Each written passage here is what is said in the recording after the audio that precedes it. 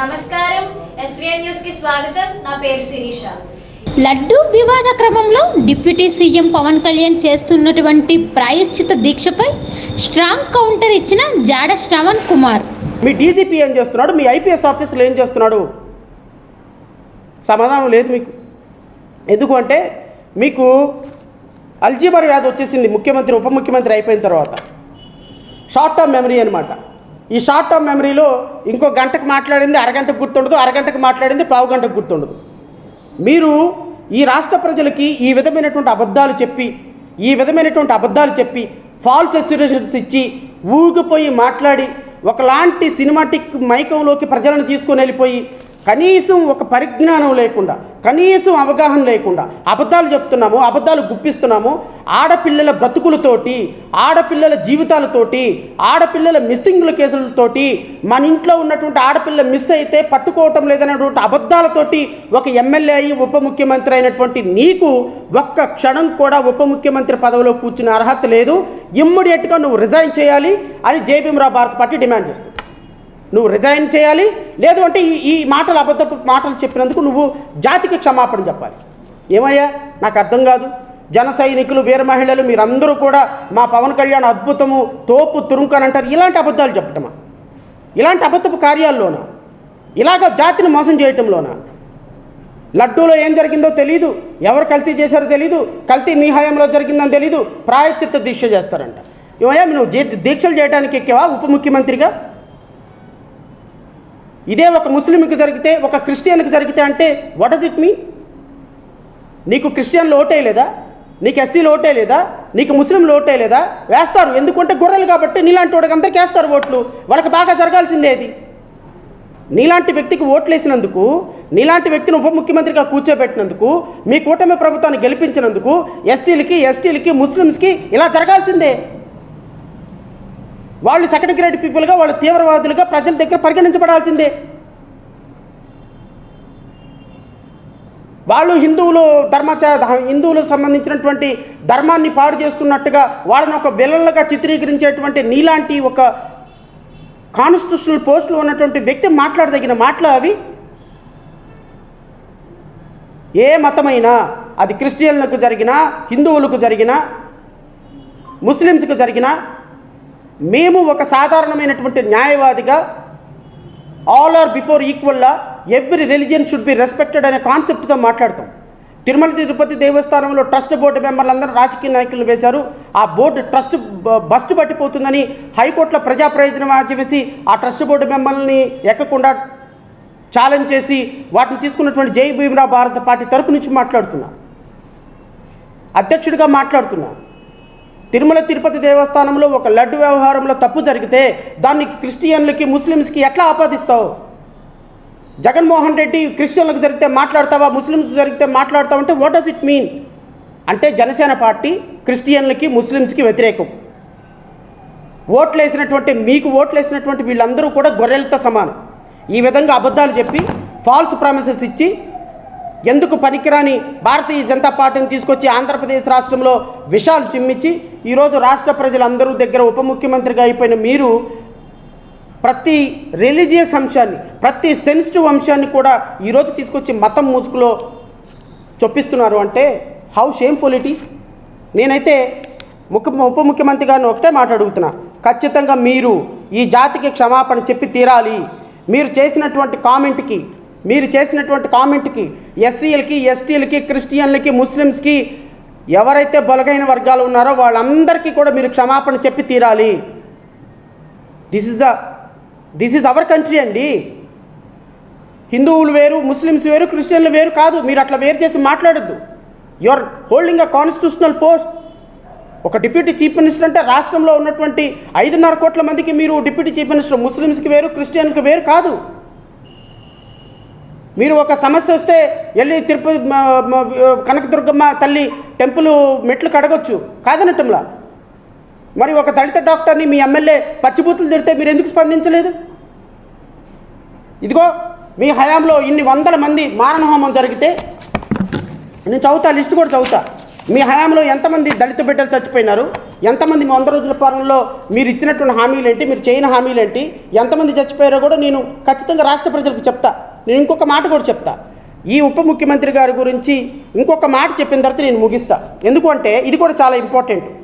2017లోనో 2018లోనో సుగాలి ప్రీతి అనేటువంటి ఒక పాప కేసుని మీరు తీసుకొని దాని మీద రాష్ట్రం నలుమూలల నుంచి నరాలు తెగిపోయేటట్టుగా, మైకులు పగిలిపోయేటట్టుగా మీ వీర మహిళలు, జన సైనికులు మాట్లాడినారు. మీరు కూడా మాట్లాడారు. పాపం ఆ తల్లి బిడ్డ చనిపోయిన ఆ కేసు మొదటగా నేనే వాదించాను, తర్వాత కూడా నేనే వాదించాను. తర్వాత మేమేదో నిందితులతో కుమ్మక్క అయిపోయినామని పాపం ఆవిడకి ఎవరో రాంగ్ ఇన్ఫర్మేషన్ ఇచ్చిన కారణంగా వాళ్ళకి నాకు కొంచెం గ్యాప్ వచ్చిన కారణంగా వాళ్ళ కేసు నేను కూడా వదిలేశాను. వాళ్ళ పని వాళ్ళు ఏదో చూసుకుంటున్నారు. దాన్ని గౌరవ ఉప ముఖ్యమంత్రి గారు టేకప్ చేసి గొంతు చించుకొని రంకెలు పెట్టి కర్నూలు వెళ్ళి పెద్ద పెద్ద మీటింగులు పెట్టి పెద్ద పెద్ద అడావుడి చేసి ఆ అమ్మాయికి నేను ప్రాణం ఇస్తాను, వాళ్ళని ఉరిశిక్ష వేస్తాను, కట్టమంచి రామలింగారెడ్డి కరస్పాండెంట్ని స్కూల్ వాళ్ళని చంపేస్తాను, పోలీసులు ఏం పీకుతున్నారు, జగన్ రెడ్డి ఏం పీకుతున్నాడు, నువ్వేం పీకుతున్నావా? ఇప్పుడు నువ్వు గడ్డి పీకుతున్నావా? నువ్వేం పీకుతున్నావు ఇప్పుడు ఉప ముఖ్యమంత్రిగా? పిలు కట్టమంచి రామలింగారెడ్డిలో కాలేజీలో యాజమాన్యంలో నిందితులుగా ఉన్నటువంటి నిందితులకి ఉరిశిక్ష చేయించు. ఇమ్మీడియట్గా వాళ్ళని స్పెషల్ ట్రిబ్యునల్ కాన్స్టిట్యూట్ చేయి, సిబిఐ ఎంక్వైరీ.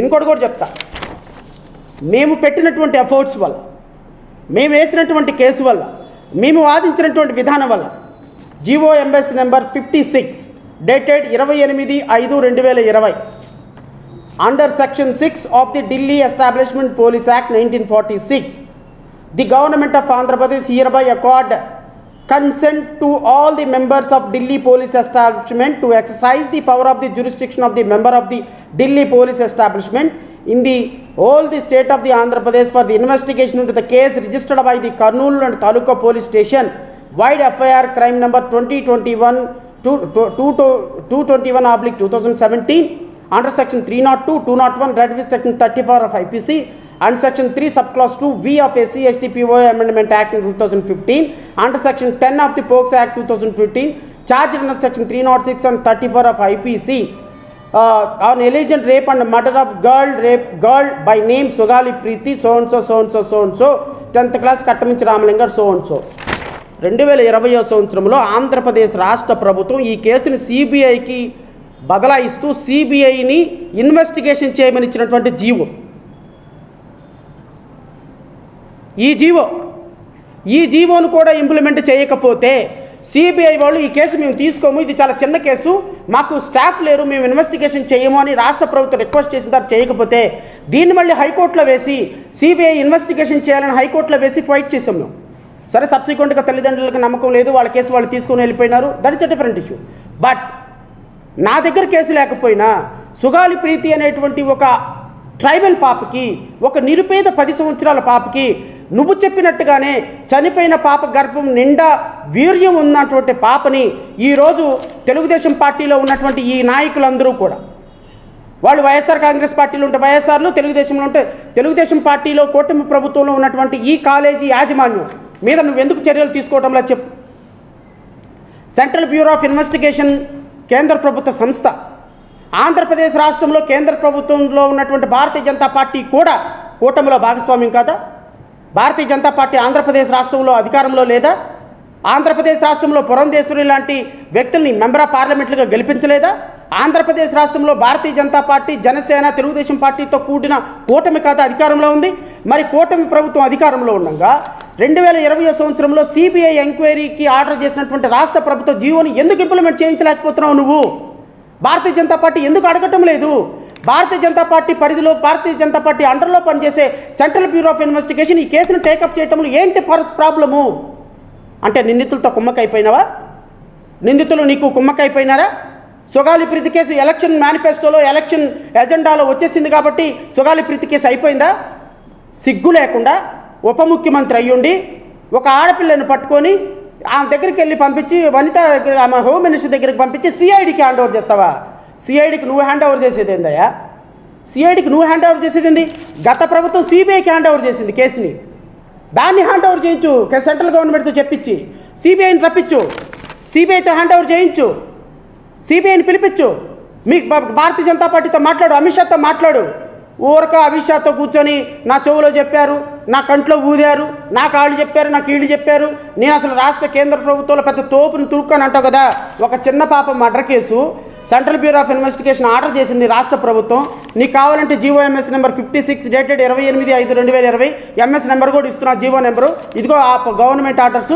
ఈ గవర్నమెంట్ ఆర్డర్స్ తోటి ఆ పాపని సిబిఐకి హ్యాండ్ ఓవర్ చేయించి నిందితులు ఉరిశిక్ష చేయించి నీకు చేతనైతే సినిమా డైలాగులు చెప్పటం, సినిమా స్టిక్లలో మనుషుల్ని ఎప్పటికప్పుడు వేషధారణ మార్చుకోవటం, ఎవరైనా స్క్రిప్ట్ రాసిస్తే మాట్లాడటం, ఆ స్క్రిప్ట్కి అనుగుణంగా యాక్షన్ చేయటం, ఎక్కడ ఏదో ఎమోషనల్ కనెక్టివిటీ జరిగితే అక్కడికి వెళ్ళి మాట్లాడటం. ఇదే పరిపాలన, ఇదే కూటమి ప్రభుత్వం పరిపాలన. 100 రోజుల్లో మీరు సాధించిన ప్రగతి ఇదే. వరదలో ఎన్నో చచ్చిపోయిన వాళ్ళ దగ్గరికి రావాయా అంటేనేమో అమ్మ నేను వస్తే అందరూ నా మీద ఎగబడతారు, వాళ్ళందరూ చేస్తారు. నేను ఉప ముఖ్యమంత్రి గారిని అడుగుతున్నా, మీకు ఇంతకు ముందులాగా ప్రతిపక్ష నాయకులాగా ఎలిగేషన్ చేయటం మానేయండి సార్. మీరు ఇప్పుడు పవర్లో ఉన్నారు, మీరు ఆర్డర్ చేయండి. లడ్డు ఎవరు అడల్ట్ చేశాడు గీని ఆర్డర్ చేయండి, అరెస్ట్ చేయండి, అవసరమైతే ఉరి తీయండి. The people of Andhra Pradesh has given such a power to you. నువ్వు మీడియా ముందుకు వచ్చి ప్రకాష్ రాజుని తిడతావు, మీడియా ముందుకు వచ్చి వాళ్ళని తిడతావు. నాకు పవన్ కళ్యాణ్ గారంటే అభిమానం. బికాస్ ఒక సినిమా స్టార్గా వచ్చి టాలెంట్ ఉన్నా లేకపోయినా ఒక మంచి స్టార్గా ఎదిగి తీసిన తక్కువ సినిమాలైనా ఒక స్టార్డమ్ సంపాదించి రాష్ట్ర చరిత్రలో ఒక ఉప ముఖ్యమంత్రి స్థాయికి వచ్చినారు. I'm very glad for this. కానీ ఒక ఉప ముఖ్యమంత్రి స్థానంలో ఉండి ఈ విధమైనటువంటి ఇమ్మెచ్యూర్డ్ స్టేట్మెంట్స్ ఇవ్వటం, ఇమ్మెచ్యూర్డ్ మాటలు మాట్లాడటం, వార్నింగ్లు ఇవ్వటం, నీ స్థాయికి తగ్గట్టు బిహేవ్ చేయకపోవటం ఒక వ్యవస్థని అవమానించినట్టు పవన్ కళ్యాణ్ గారు గుర్తుపెట్టుకోండి. It's not correct. Tirumala Tirupati దేవస్థానంలో మీకు సంబంధం లేని అంశం మీరు అధికారికంగా ఒక ప్రకటన చేసి దీని మీద ఇన్వెస్టిగేషన్ ఆర్డర్ చేస్తున్నాం, కల్ప్రిట్స్ ఎవరో పట్టుకుంటాం, భవిష్యత్తులో ఇలాంటివి జరగకుండా మాట్లాడతామని చెప్పాలి. కానీ సనాతన ధర్మం, ఎస్సీ ఎస్టీలు, క్రిస్టియన్లు వాళ్ళు చేస్తే మీరు ఊరుకుంటారా, వీళ్ళు వస్తే ఊరుకుంటారా, వాళ్ళు వస్తే ఊరుకుంటారా అంటే కుల మతాల మధ్య చిచ్చు పెట్టేటువంటి ఒక ఉప ముఖ్యమంత్రి ఈ రాష్ట్రంలోకి వచ్చాడు అంటే ఐ ఫీల్ వెరీ బ్యాడ్. మీలాంటి వ్యక్తులుగా ఈ రాష్ట్ర ప్రజలు ఓట్లు వేసిందని నిజంగా ఐ ఫెల్ట్ వెరీ బ్యాడ్. మీరు రాష్ట్రంలో ఎంతమంది జనసేన కార్యకర్తలు ఉన్నారో ఏంటో నాకు తెలియదు, కానీ ఎవరైనా కాస్త కామన్ సెన్స్ ఉన్న వాళ్ళు వెళ్ళి ఆ ఉప ముఖ్యమంత్రికి చెప్పండి. ఇంకా ఆయన ప్రతిపక్ష నాయకుడు అనుకుంటున్నాడు, గెలవని ఓడిపోయిన ఎమ్మెల్యే అనుకుంటున్నాడు. కాదు, ఎవరైనా సరే ఆయన ముందు ఒక ఉప ముఖ్యమంత్రి పవన్ కళ్యాణ్ గారిని ఒక బోర్డు పట్టుకుని ఉంచండి మాట్లాడేటప్పుడు. It is always safe. ఎందుకు అంటే ఆ బోర్డు చూసారే నేను ఉప ముఖ్యమంత్రి అని గుర్తొస్తుంది ఆయనకి. సో సుగాలి ప్రీతి విషయంలో, ఈ ఆడపిల్లల మిస్సింగ్ కేసుల విషయంలో ఎమోషనల్ కనెక్టివిటీని ఆడపిల్లల్ని అడ్డం పెట్టుకొని మీరు ఈరోజు ఉప ముఖ్యమంత్రి అయ్యారు అని నేను అంటున్నా. ఎస్, ఆడపిల్లల విషయాన్ని అడ్డం పెట్టుకొని ఈ ఆడపిల్ల సుగాలి ప్రీతి విషయంలో న్యాయం చేస్తానని చెప్పి తుర్రమని పారిపోయినటువంటి పిరికి పందలాగా సిబిఐ ఎంక్వైరీ ఆర్డర్ ఉన్నప్పటికీ కూడా ఆ పాపకి సిఐడి ఇన్వెస్టిగేషన్ చేయించి సిఐడి ద్వారా మరి ఆ మహాతల్లిని కూడా అడుగుతున్నాను నేను, తల్లిని. ఆమె she well known to me. నా దగ్గరికి మొదటగా వచ్చిన ఆవిడ, అమ్మ పవన్ కళ్యాణ్ గారిని నమ్మావు, పవన్ కళ్యాణ్ గారు న్యాయం చేస్తారన్నావు, పవన్ కళ్యాణ్ గారు న్యాయం చేసేంత వరకు పోరాటం చేయమ్మా. మా సపోర్ట్ మీకు అవసరమో కాదో నాకైతే తెలియదు, కానీ బట్ ఒక ఆడపిల్ల, ఒక చిన్న పాప చనిపోయినందుకు మాకు సింపతి ఉంది. ఆ పాపకి న్యాయం జరగాలి ఖచ్చితంగా. మీరు ఏమన్నా పవన్ కళ్యాణ్ గారు న్యాయం చేస్తాడు, ఇంకో 5 సంవత్సరాల వరకు న్యాయం చేస్తాడని ఆగారనుకో, ఆగండి, అది మీ ఇష్టం. కానీ ఖచ్చితంగా మేము మాట్లాడతాం. అబద్ధాల పునాదుల మీద కట్టినటువంటి పవన్ కళ్యాణ్ గోడని ఖచ్చితంగా కూలగొట్టి తీరాల్సిందే, నో డౌట్. ఇలాంటి వ్యక్తి ఖచ్చితంగా రాష్ట్రానికి, రాష్ట్ర ప్రజలకి చాలా చాలా బ్యాడ్ సిగ్నల్ వెళ్ళే అవకాశం ఉంది. కాబట్టి ఖచ్చితంగా నేను పవన్ కళ్యాణ్ గారి విషయంలో మరొకసారి నేను వారిని కోరుతున్నా, దయచేసి మీరు ఇప్పుడు మిస్ అయిన కేసుల విషయంలో పట్టించుకోండి. గత సంవత్సరం మిస్ అయిన కేసులు మీరు అన్నట్టుగా 20,000 మంది అమ్మాయిలను తీసుకురండి. ఎక్కడున్నారు, ఎవరు అమ్మాయిలను తీసుకొచ్చి ప్రజలకు అప్పచెప్పాలని డీజీపీతో రివ్యూ మీటింగ్ పెట్టి దీని మీద ఒక స్పష్టమైన ప్రకటన చేయాలి. చేయకపోతే 5 సంవత్సరాల పాటు నేను ఇదే మాట్లాడతాను. మీరు ఇది నేను తప్పుగా మాట్లాడాను అని మీరు అధికారిక ప్రకటన వచ్చేంత వరకు నేనైతే వదలను, ఖచ్చితంగా మాట్లాడి తీరుతా. దీని మీద మీరు ఏ విధమైన చర్యలు తీసుకున్నా I'm ready, I don't have any objection. ఇక ఈ కూటమి ప్రభుత్వం ఏర్పడిన తర్వాత 100 రోజుల సమయంలో ఈ కూటమి ప్రభుత్వం చేసినటువంటి ఘనకార్యాలు ఏంటి? నేను అడుగుతున్న గౌరవ ముఖ్యమంత్రి గారిని, ఈ మధ్యకాలంలో చాలామంది వాడెవడో ఒకటి చెప్తాడు,